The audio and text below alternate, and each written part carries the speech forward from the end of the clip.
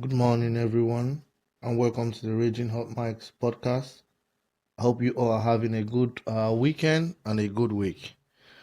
On Saturday, it was announced that the president of Nigeria sent a list of 32 persons to the Senate for confirmation as career and non-career ambassadors. And amongst those names was Professor Yakubu Mahmood, who was the former INEC chairman, the Independent National Electoral Commission of Nigeria. And the president is within his right to nominate Mr. Yakubu, and Mr. Yakubu is within his own rights. There's no law that says Mr. Yakubu cannot be nominated.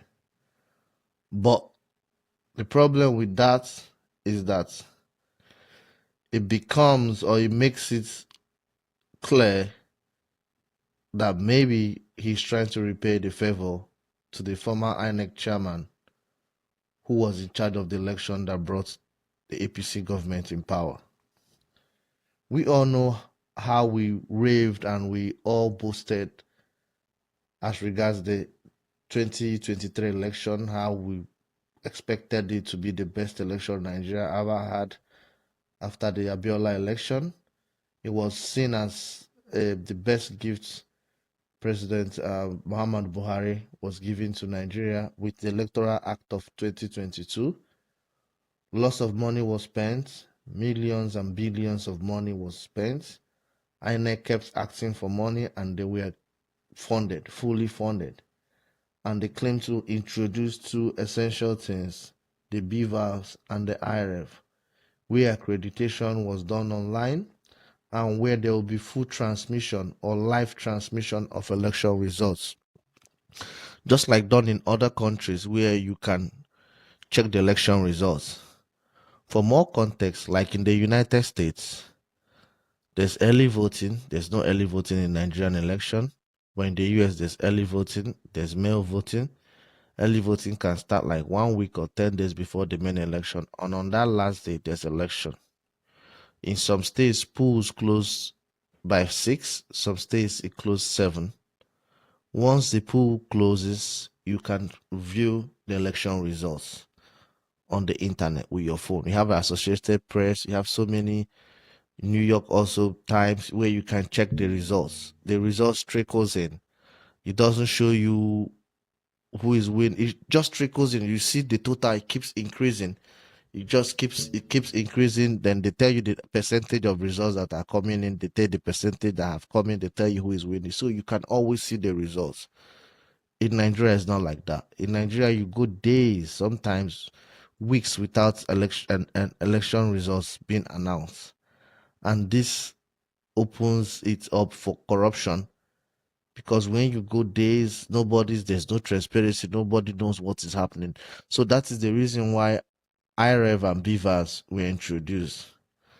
And it was the most exciting election of my generation because as of Abiola election, I was still a baby. So it was the most exciting election I ever expected. Before then there was the 2019 election, which was poorly done and which the international community claim was rigged. As regards the 2023 election, it was expected to be like one of the best things that could happen to us. We all know what happened. Where election was rigged.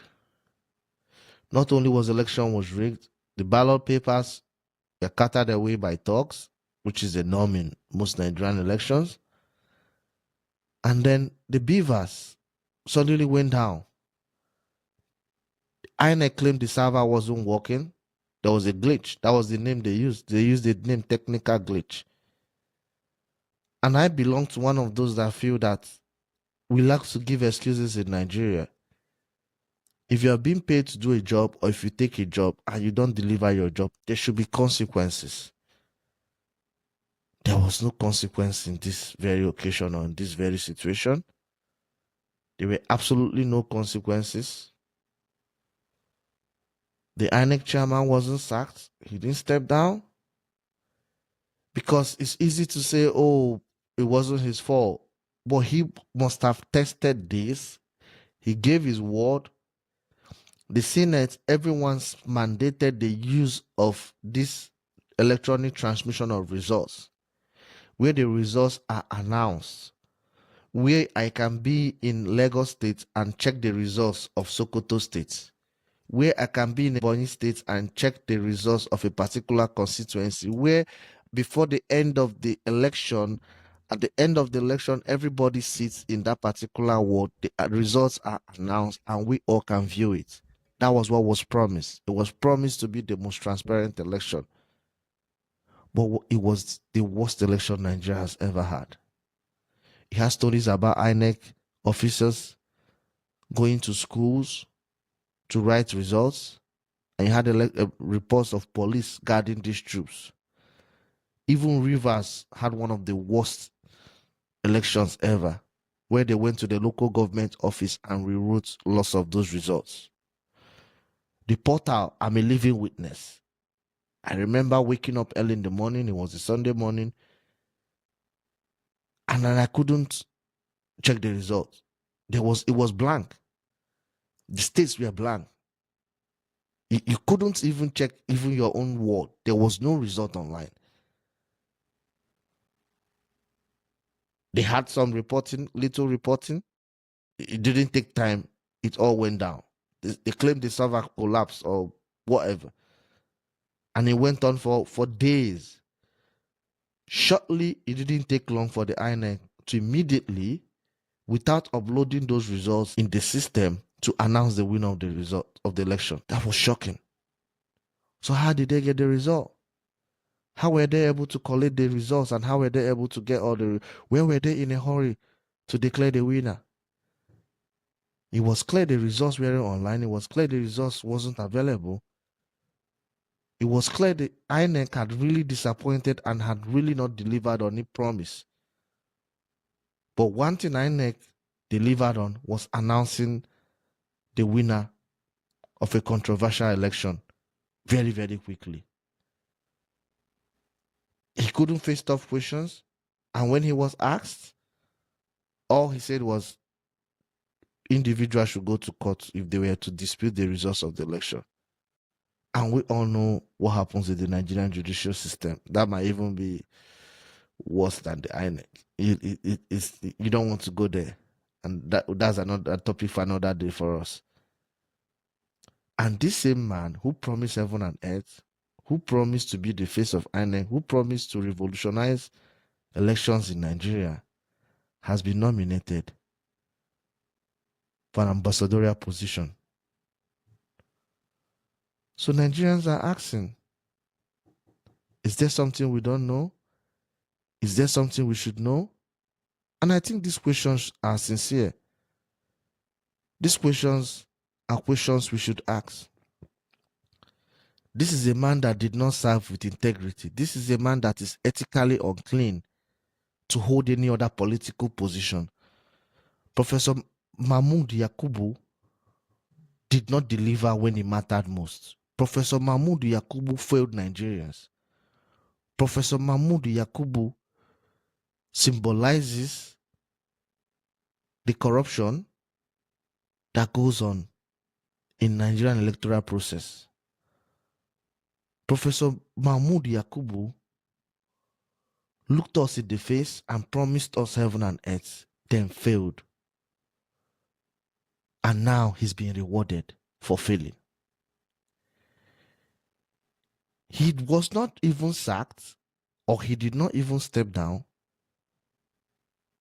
He kept his position despite every irregularity that went on.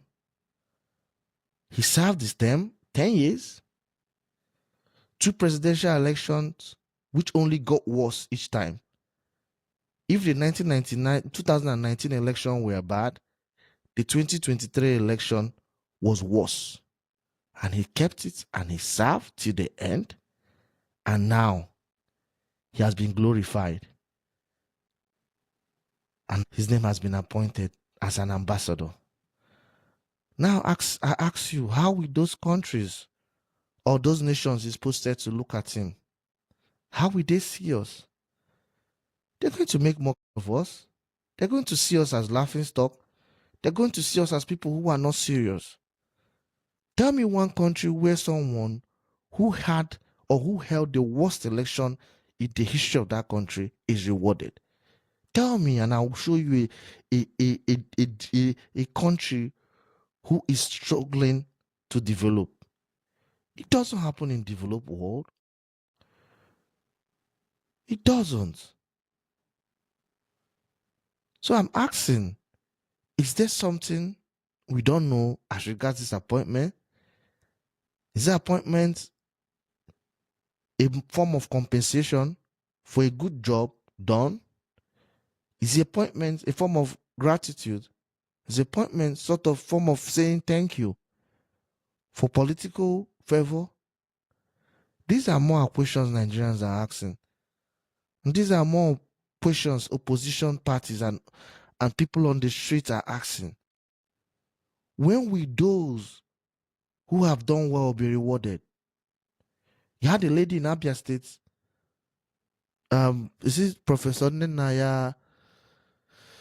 I forgot. Professor Nenaya conducted one of the best elections ever in Abia. And no one is talking about her nationally. No one. No, it's Professor Nenaya Oti. Sorry for the mistake. And no one is talking about her. No one is saying anything about her. But you have Professor Mahmood, who is being vilified online, but is being elevated by the government. We have to do better. We have to do better. And then if you are watching me and you like what I'm doing, please smash the like button, follow, subscribe. And we should ask the government these tough questions. Why is Professor Mahmood Yakubu elevated and celebrated when he failed, when the nation was waiting, or when the nation depended on him the most? These are more we keep asking and we keep demanding for better. Thanks everybody for watching me. Have a good one.